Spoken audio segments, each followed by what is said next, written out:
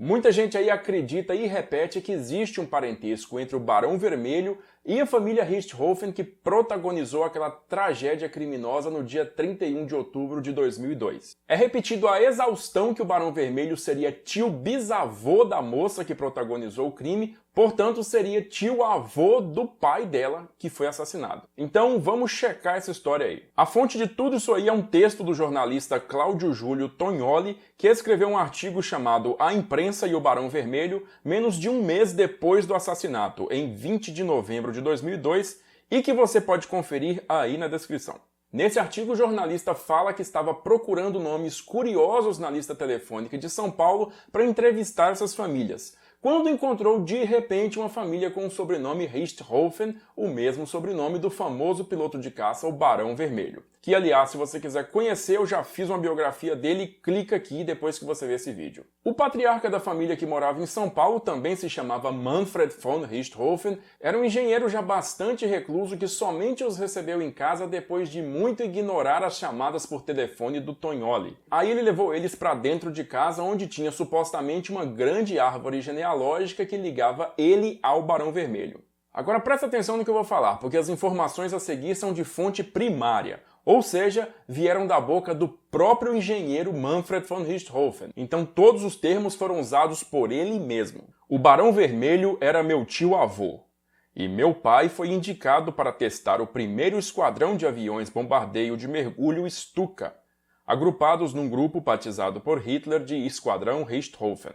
Meu pai comandou tudo isso, foi bombardear a Guerra Civil Espanhola para proteger o ditador Franco, que solicitara a Hitler apoio logístico dos Stukas. Meu pai, de certa forma, ajudou a pintar a Guernica, de Pablo Picasso, porque bombardeou a cidade retratada por ele.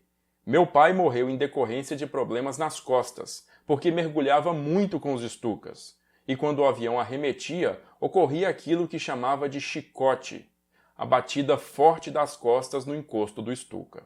Esse texto aí é muito importante porque reflete as palavras do próprio pai da moça.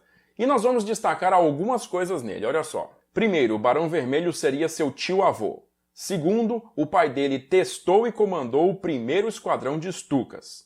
Terceiro, o esquadrão se chamava Richthofen. Quarto, o pai combateu na Guerra Civil Espanhola. Quinto, o pai bombardeou Guernica. Importante a gente falar também que o Tognoli escreveu esse artigo como uma resposta aos artigos da própria imprensa alemã, que ao escutar que os brasileiros assassinados tinham o nome de Richthofen, logo se fizeram claros em dizer que não havia qualquer parentesco entre eles e o Barão Vermelho. E o jornalista, depois de esclarecer tudo isso aí, ainda termina da seguinte maneira. Do exposto, podem racionalmente pairar no ar as seguintes indagações. Primeiro, este repórter inventou a história. Segundo, Manfred, num acesso delirante, daqueles que os psicanalistas chamam de delusão, inventou a história. Terceiro, a imprensa alemã errou em dizer que a história é mentira e o especialista alemão em Barão Vermelho está mal informado. Não há possibilidade de a história ter sido inventada pelo repórter. As fotos de Manfred, com o livro do Barão Vermelho nas mãos, foram republicadas pelo Estado de São Paulo em 1º de novembro passado, a página C1. E vamos supor que os estudiosos e imprensa alemães estejam certos ao afirmar que não há a mínima possibilidade de parentesco entre o nosso Manfred e o Manfred Barão Vermelho.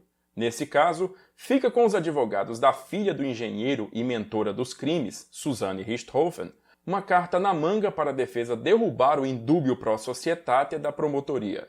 Porque, nesse caso, o engenheiro Manfred seria um psicopata, delirante a ponto de inventar uma história de vida que nunca foi sua. E ainda nesse caso, surgiria uma apetitosa brecha defensória para Susanne. Seu pai era um doente capaz de vilanias mentais tão específicas que teriam acabado por alterar o comportamento da filha. É importante também dizer que o engenheiro era sim nascido na Alemanha, na cidade de Erbach, em 3 de fevereiro de 1953. Mas misteriosamente o nome do seu pai nunca foi revelado, permanecendo um mistério até hoje. Tudo o que se sabe é que o nome da mãe dele era Margot Guderhamann. Agora sim nós vamos analisar aquelas assertivas uma a uma. Primeiro, o Barão Vermelho era seu tio-avô. Tio-avô é um substantivo masculino, quer dizer que é o irmão do avô ou da avó em relação aos netos destes. O Barão Vermelho morreu sem deixar filhos, mas ele tinha 3 irmãos e esses 3 irmãos tiveram filhos. Então algum desses filhos poderia ser o pai do engenheiro assassinado, certo? Bora checar isso aí. O Barão Vermelho teve 3 irmãos, Elisabeth von Richthofen, e 2 irmãos mais novos, Lothar von Richthofen e Bolko von Richthofen. Vamos também lembrar aí da assertiva 4, que diz que o pai dele foi piloto na Guerra Civil Espanhola, que aconteceu de 1936 e foi até 1939. Nessa guerra aí, os alemães se envolveram com a Legião Condor e, para tanto, o pai dele teria que ter no mínimo 18 anos de idade em 1936. Mas também é dito que o pai dele comandou o primeiro esquadrão de Stukas da Luftwaffe. Então ele teria que ser um pouquinho mais velho que isso, com experiência de vida, mais ou menos aí na patente de capitão ou major. Então o que a gente está procurando aí é uma janela entre um homem que teria entre 18 e vamos dizer aí 28 anos em 1936. Essa pessoa teria que ter nascido então entre 1918 e vamos dizer aí 1908. Será que alguém se encaixa? Elizabeth teve 3 filhos que assumiram o sobrenome do pai, Karl von Reibnitz. Manfred von Reibnitz, nascido em 1921 e morto em combate em 29 de janeiro de 1945. Ana Úrsula von Reibnitz, nascida em 1922 e falecida em 1999. E Nicol von Reibnitz, nascido em 1924 e morto em 1968. Como vocês viram aí, o filho mais velho da Elizabeth tinha apenas 15 anos quando a Guerra Civil Espanhola começou, sendo portanto inviável que ele fosse o pai do engenheiro assassinado. Agora vamos para os filhos do Lothar, e ele teve 2 filhos. Uma menina chamada Fiola von Richthofen, nascida em 1920, e um menino chamado Wolf Manfred von Richthofen, nascido em 1922 e morto em 2010. Wolf teria apenas 14 anos no começo da Guerra Civil Espanhola, então ele também não é o tal pai do engenheiro. Falta só a gente checar os filhos do caçula Bolko, que teve 2 meninos. Manfred von Richthofen, nascido em 1934, e Hartmann von Richthofen, nascido em 1939. Esses 2 aí não precisa nem falar, né? Muito bem, a gente analisou os filhos dos irmãos do Barão Vermelho e viu que nenhum deles se encaixa no perfil do pai do engenheiro assassinado. Agora a assertiva 2, que é o pai dele testou e comandou o primeiro esquadrão de Stukas. A primeira unidade da Luftwaffe a receber o Stuka foi o primeiro grupo do Sturzkampfgeschwader 162, ou STG-162, lá no comecinho de 1937. E o comandante dessa unidade era o Major Hans-Hugo Witt. E olha que curioso, ele estava a bordo do Hindenburg quando o dirigível explodiu em chamas no dia 6 de maio daquele ano. Mas ele sobreviveu, bem queimado, mas sobreviveu, olha ele aí. Portanto, o primeiro comandante de unidade de Stukas não era um Richthofen. Terceira assertiva, o esquadrão se chamava Richthofen. Não, o primeiro esquadrão não se chamava Richthofen. Em 1939, com a reorganização da Luftwaffe, o STG-162 se tornou STG-2 e recebeu de batismo o nome de um as da Primeira Guerra Mundial, se tornando STG-2 Immelmann, de Max Immelmann. Havia sim uma unidade chamada Richthofen, mas essa era uma unidade de caça, o Jagdgeschwader 2 ou JG-2 Richthofen. Importante a gente dizer que as unidades de Stuka eram unidades de ataque e não de caça, sendo, portanto, inviável essa afirmativa do engenheiro de que a unidade de Stukas se chamava Richthofen.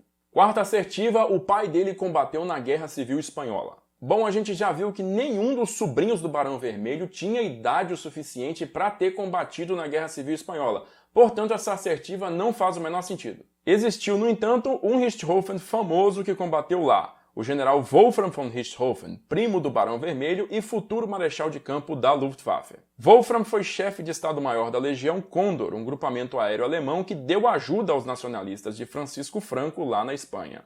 Ele era primo em 4º grau do Barão Vermelho e o último parente em comum que tiveram foi Karl Ludwig von Richthofen, nascido em 1733 e morto em 1795, que foi ex-avô dos dois. Mesmo sendo uma família bem grande, o único Richthofen de destaque a combater na Segunda Guerra Mundial foi o Marechal Wolfram. E veja bem, se o cara foi um precursor do Stuka com um nome famoso desse, deveria haver algum registro dele, não deveria? Mas não tem. Quinta e última assertiva, o pai dele bombardeou Guernica. Guernica é a única ação de bombardeio realmente famosa na Guerra Civil Espanhola, imortalizada por Pablo Picasso em seu quadro que hoje está na sede da ONU em Nova York. Então não é nenhuma surpresa que logo ela surja na fala do engenheiro. Porém, se o pai dele estava na unidade de Stukas, não chegou nem perto de Guernica. O efetivo de aeronaves que atacou a cidade em 26 de abril de 1937 incluía o Heinkel HS-111, Dornier DO-17, Junkers JU-52 e Savoia Marquette SM-79, mas nenhum Stuka. Eu também devo ressaltar para vocês que o primeiro esquadrão de Stukas a combater na Espanha chegou lá em janeiro de 1938, 8 meses depois do bombardeio de Guernica. Para concluir, a família Richthofen tem um website próprio com toda a genealogia da mesma. Eles têm um artigo sobre a atuação dos familiares durante as duas guerras mundiais e também um sobre todos os membros de destaque da família no século XX. E em nenhum deles consta alguém com o perfil do suposto pai do engenheiro. Confere você mesmo aí porque eu linkei os dois na descrição. Como não há nenhuma informação conclusiva sobre a identidade do pai do engenheiro assassinado Manfred von Richthofen, tudo o que temos são as próprias palavras do seu filho. Mas como você viu aqui, o discurso dele está cheio de falhas e inconsistências, e os dados simplesmente não batem. Fica no ar agora a resposta à segunda alternativa proposta pelo Tognoli. Manfred, no acesso delirante, daqueles que os psicanalistas chamam de delusão, inventou a história.